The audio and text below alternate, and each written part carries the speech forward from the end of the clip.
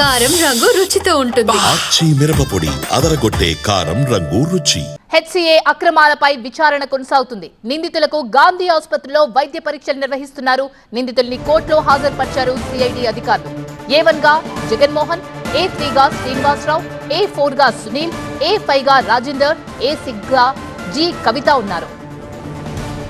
Hyderabad cricket association లో జరిగిన అక్రమాలపై HCA మాజీ అధ్యక్షుడు బెల్లంపల్లి ఎమ్మెల్యే వినోద్ సీరియస్ గా స్పందించారు.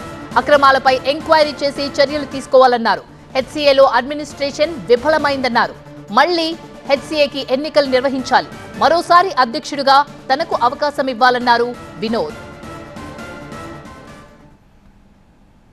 ఈ హైదరాబాద్ క్రికెట్ అసోసియేషన్కి ఎంత కాపాడాలో అంత కాపాడకుండా తీసుకొచ్చిన ఇక ఇప్పుడు కొత్త వాళ్ళు వచ్చినాక మిస్మేనేజ్మెంట్ చేసుకుంటే దాన్ని how can anybody be this thing there it is very misconduct. అంటే ఏది ప్రొఫెషనల్గా ఆలోచన లేనిది, improper administration, improper conduct, improper handling of affairs of cricket the matters.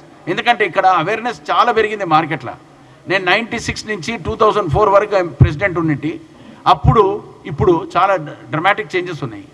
ఆ చేంజెస్ అయిన తర్వాత administrative loopholes, misconduct on the part of the office bearers is very very top priority. అందుకోసం ఈసారి ఇన్వెస్టిగేషన్ అయ్యి వాళ్ళని అరెస్ట్ అయ్యారు.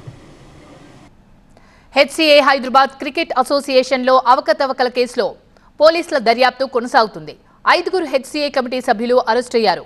నకిలీ documents, forgery సంతకాలతో నిధులు దుర్వినియోగం చేశారని ఆరోపణలున్నాయి.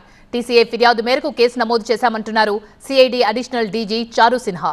ఎస్ఆర్హెచ్ ఫ్రాంచైజీని బెదిరించి టికెట్స్ పొందారని చూశారని సిఐడి అడిషనల్ డీజీ చారు సిన్హా ప్రకటించారు.